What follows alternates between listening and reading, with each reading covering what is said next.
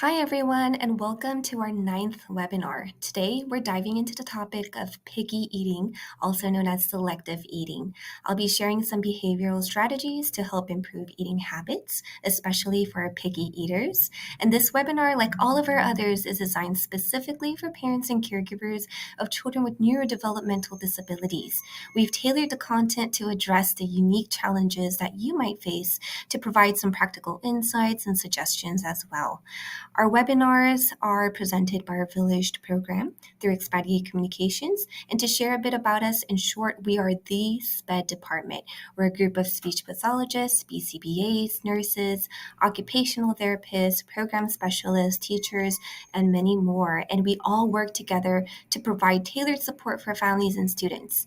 We offer services from one-on-one consultations to helping with IEPs at school. So if this is something that interests you, please stay with us until the end of this webinar, where I'll give you a brief overview of our programs a bit more.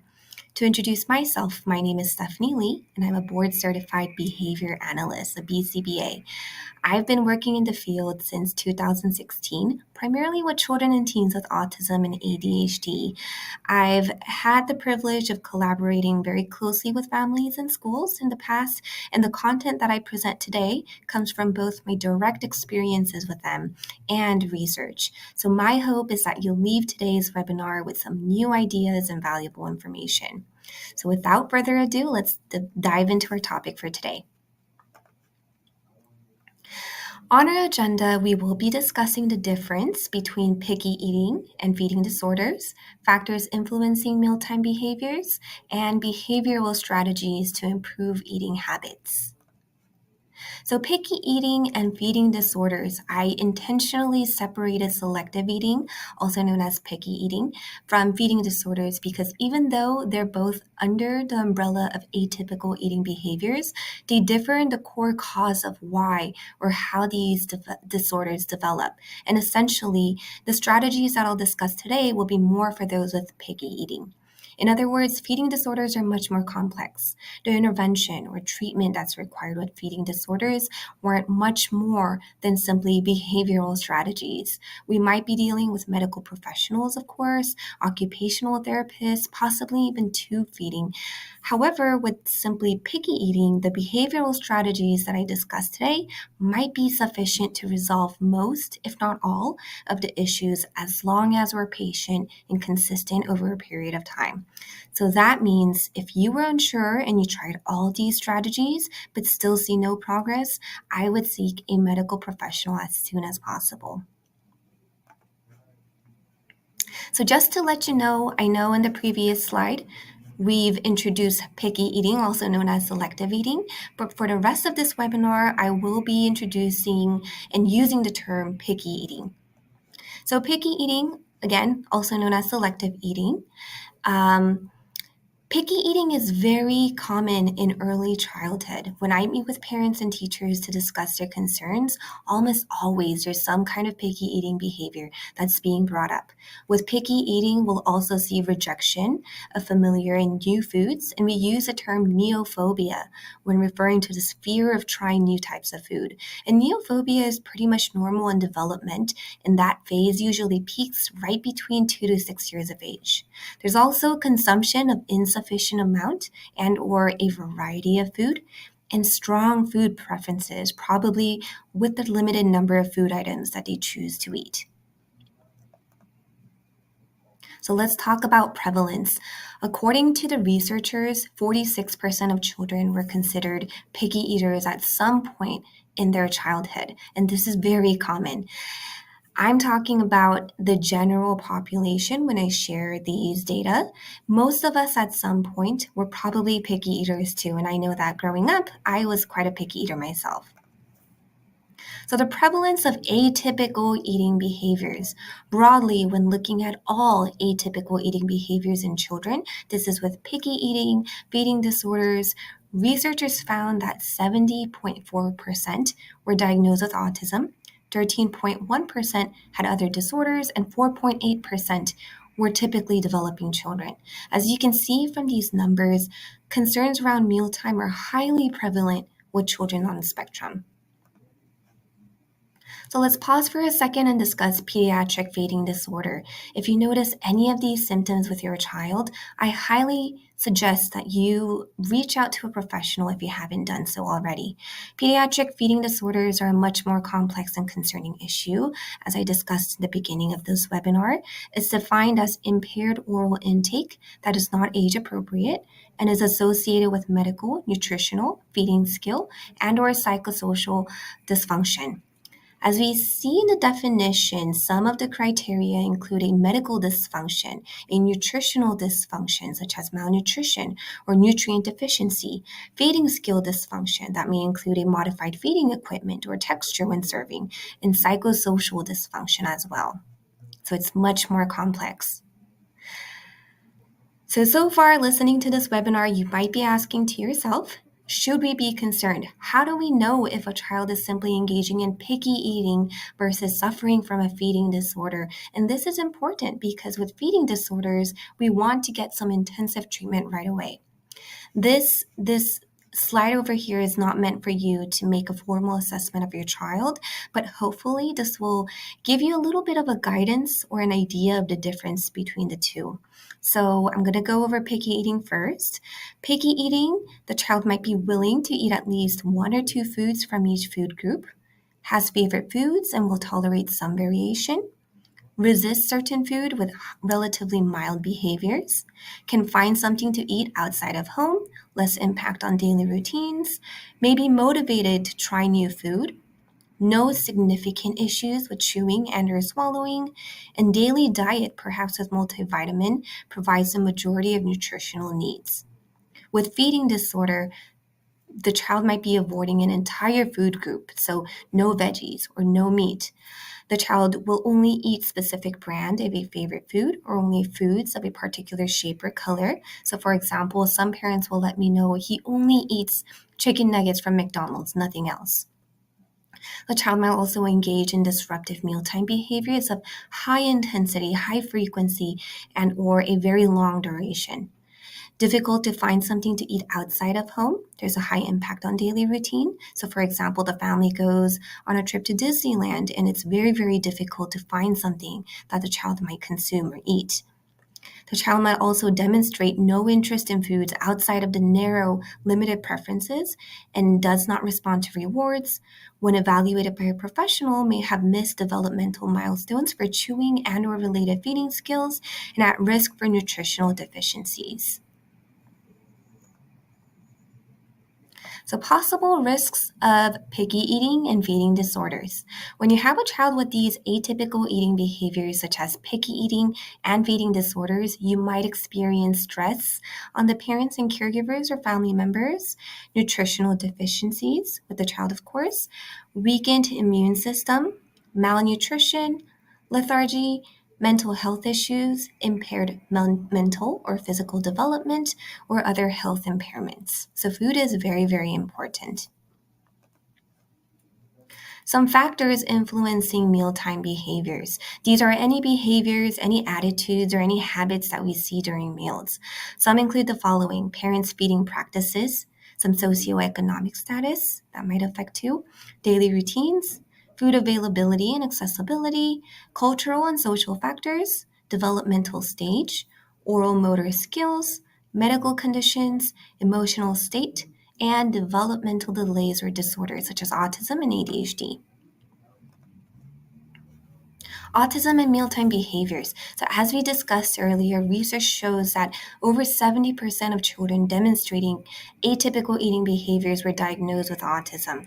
These atypical eating behaviors, such as picky eating, refusing to eat certain food, gagging, pocketing food, kind of sprout from the core symptoms of autism. So, for example, we might see repetitive and ritualistic behaviors, rigidity, fear of novelty, hypo or hyper reactivity to sensory stimuli, behavioral challenges, impacting mealtime. And these are just a few traits of autism that may add on to mealtime issues that we might face when it comes to mealtime behaviors.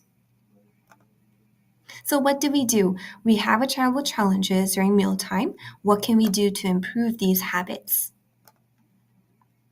Step one, super important, is to consult with your child's doctor or pediatrician.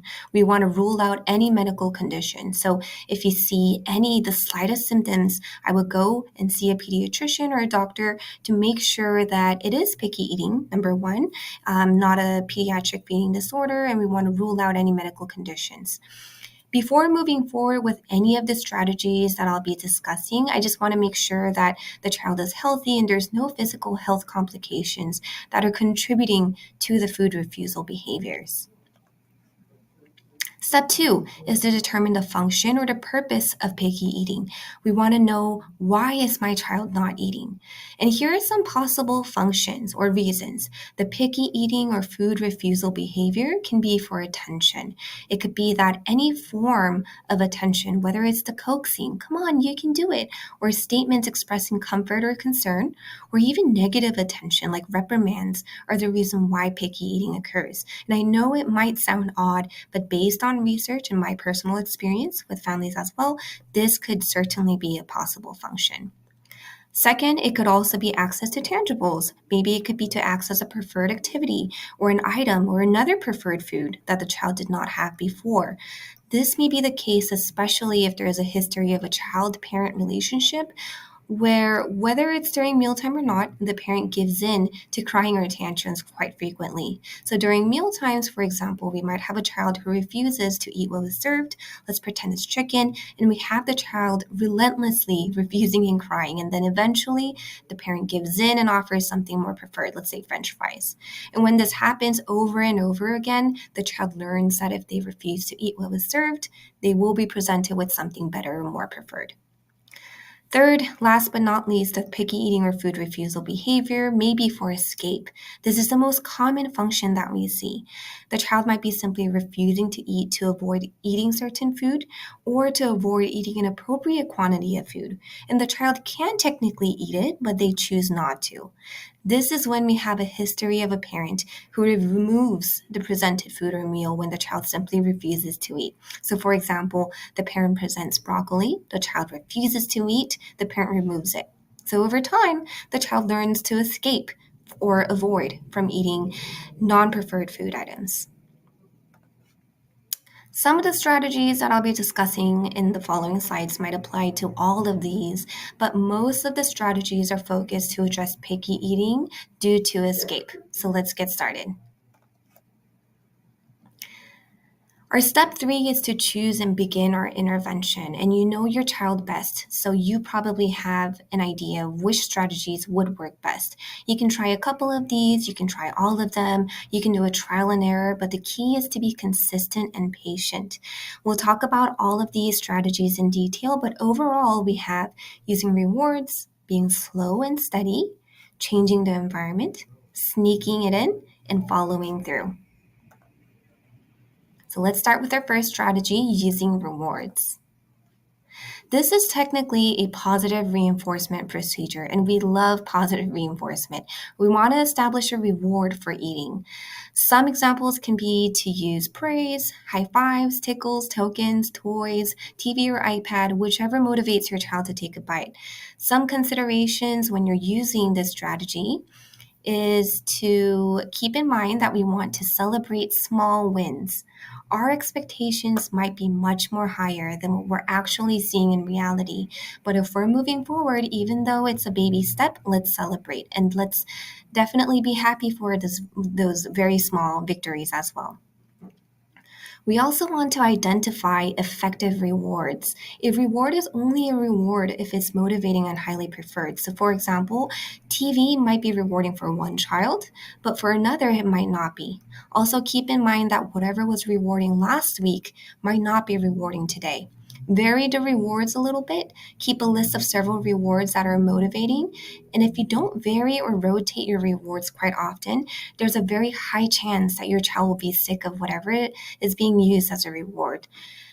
We also want to reward immediately. The more immediate the reward is delivered, the better. And as soon as your child takes a bite, immediately throw a party. Be specific with your expectations too. Whether it's going to be take a bite, maybe 5 bites, maybe it's just a lick, maybe it's just touch the entire plate, or maybe if it's just a couple. We want to be as specific as possible. And some of the pictures here show the different types of rewards that we can use. And these visuals, we have token boards, we have different charts that we can use to track progress and to show it to our child too while eating. Our second strategy is to be slow and steady. Technically, we call this procedure gradual exposure, and what we do is to break down the entire process into tiny, tiny baby steps and introduce a little bit at a time. We gradually increase portions, gradually introduce new food items, gradually mix in familiar foods. And if you're really having trouble introducing new food items, be deliberate about where you're placing it. If your child hates broccoli, have it placed on mom's plate, then have it placed on another separate plate that's closer to your child but not on your child's plate, and then maybe finally place it on your child's plate. Make that distance very gradual. With physical contact with food, if your child is just unwilling to take a bite of broccoli, make that contact gradual. Start by just having them look at it, then we can have them touch it, smell it, then lick it, and then finally taking a bite. So, when using this strategy, some considerations for this include presenting food items in a variety of different textures and form: crunchy, slimy, chewy, creamy, hard, soft. Also, remind yourself that any exposure is still progress. Lastly, be patient and continue to encourage each step of the progress. Our third strategy is to change the environment. So we want to arrange or change the environment to optimize eating. Designate a specific area for eating. Use comfortable seating, utensils, and plate.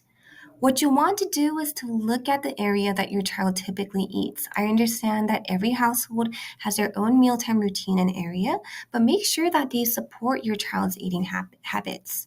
For example, if you have a child who might be easily distracted, we don't want to have him seated at the dinner table with the TV on and his siblings playing his favorite game around him.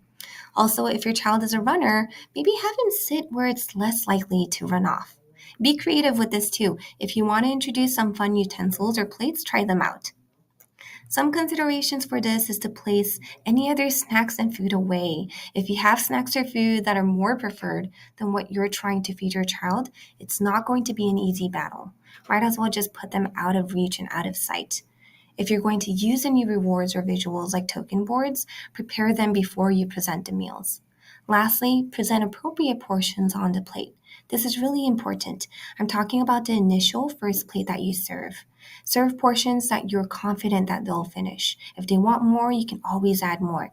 The key is that you continue to reward and praise them for finishing their meal. You want to set them up for success. The fourth step is to sneak it in.